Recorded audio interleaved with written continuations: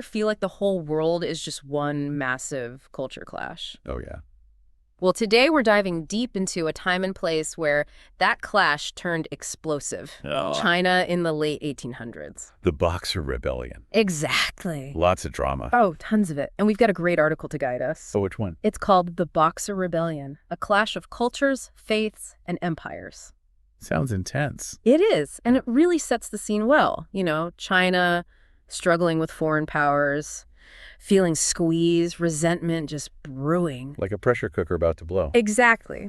So let's paint a picture of China's situation at the time. What was going on? Well, for decades, China had been losing to these foreign powers. Humiliating losses. Humiliating, yeah.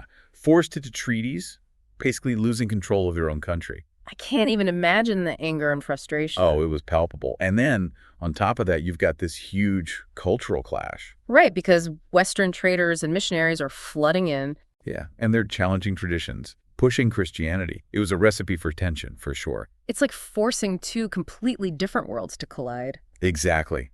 And to make matters worse, the economy was also in a bad way. So you've got all these factors building up, and people are looking for someone to blame. And that's where the Boxers come in. The Boxers. Yeah, officially the Yehituan movement. Righteous and harmonious fists. That's them. Martial arts, spiritual beliefs, promising protection. And their slogan was... What's a good one? Support the king, destroy the foreign. Wow. So they weren't rebelling against their own government, just the foreign influence. Precisely. And what about the Empress Dowager Cixi? Where did she stand in all of this? Oh, she was in a tough spot. She saw the Boxers as both a threat and an opportunity. So she was playing with fire. Yeah, trying to use them to her advantage, but also wary of their power. It was a delicate balancing act. And did she manage to control them? Well, that's what led to the siege of the Legation Quarter, which is a whole other story. We'll have to dive into that in a bit. But first, I want to understand more about these Boxers. What did they actually believe? Well, they believed in the power of rituals. They thought they could make themselves invincible. Invincible? Yeah, even to bullets. Through ritual? It sounds crazy, right? But that's what they believed. So they weren't just some random mob. They had a whole ideology behind them. They did. And it was a powerful one. It resonated with a lot of people who were feeling angry and disillusioned. And terrified. Yeah, for sure. So how did it escalate to the point of a siege? How did thousands of Boxers end up attacking the Legation Quarter? Well, that's where things start to get really messy. It was a clash of traditional beliefs versus modern weapons. A recipe for disaster. Oh, yeah. The Boxers thought they were spiritually protected, but they were up against guns. So they charged into battle thinking they were invincible. That's the thing. And it wasn't just the foreigners they were fighting. What do you mean? Well, not all Chinese people supported the Boxers. It was a nation divided? Exactly. Some saw the Boxers as heroes. Others were horrified by the violence. A real identity crisis. Absolutely. Yeah. And it all came to a head at the Legation Quarter. It's amazing how these dramatic events just expose these divides, don't they? Yeah, the situation was really complicated. So what happened next? What did the foreign powers do about the siege? Well, they weren't going to just stand by and do nothing, you know. Of course not. Their citizens were under attack. Exactly. So 8 nations, including some really powerful ones like the U.S., Japan, Britain. Germany, France too, right? Yeah, them too. Oh, and Russia, Italy, Austria, Hungary. They all teamed up. The 8-nation alliance. That's the one. I mean, that's a serious force to reckon with. Oh, absolutely. What was their goal? Just to protect their people? Well, that was the main thing, obviously.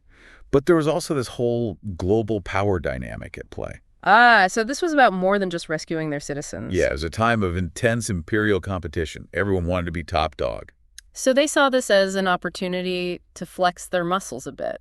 You could say that. Okay, so what happened when this 8-nation alliance actually got to China? Well, they didn't mess around.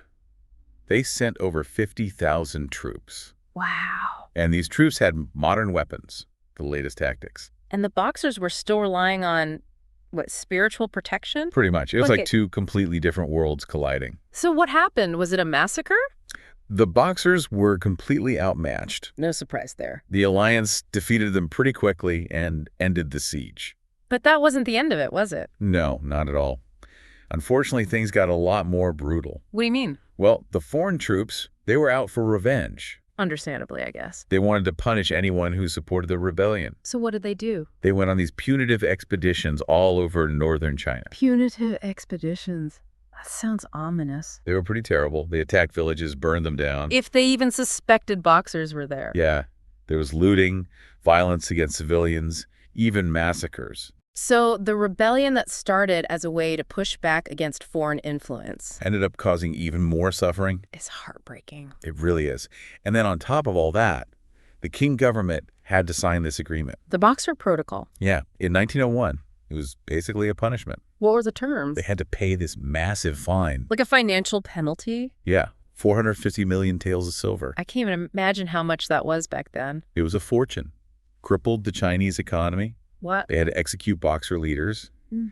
And foreign powers got to station troops on Chinese soil. So they lost even more control. It was a devastating blow to their pride and their sovereignty. Really set the stage for what was to come. Oh, absolutely. The Qing Dynasty was already weak, and this just pushed them closer to the edge. It's incredible how one event can have such far-reaching consequences. Yeah, it really shows how interconnected everything is. So, given everything that happened, how is the Boxer Rebellion viewed today? Yeah, I mean, is it seen as this heroic fight or a tragic mistake? It's tough to say, really.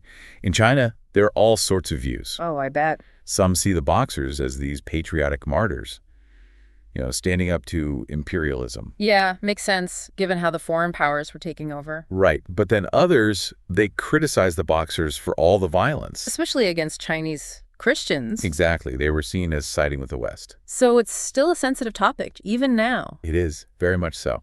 And it's a reminder that history isn't simple. Not black and white. Nope. The Boxer Rebellion shows just how much conflict can cost. And how cultures clash. Yeah, and the challenges of a changing world, it's a lot to unpack. It really is, and it makes you think about nationalism. Oh, for sure. And the importance of understanding each other. Different cultures, different viewpoints. Absolutely. Mm. We have to remember that these events, they have ripple effects. They shape history. In huge ways. Well, it's been fascinating to dive into this period. It was a turning point for China.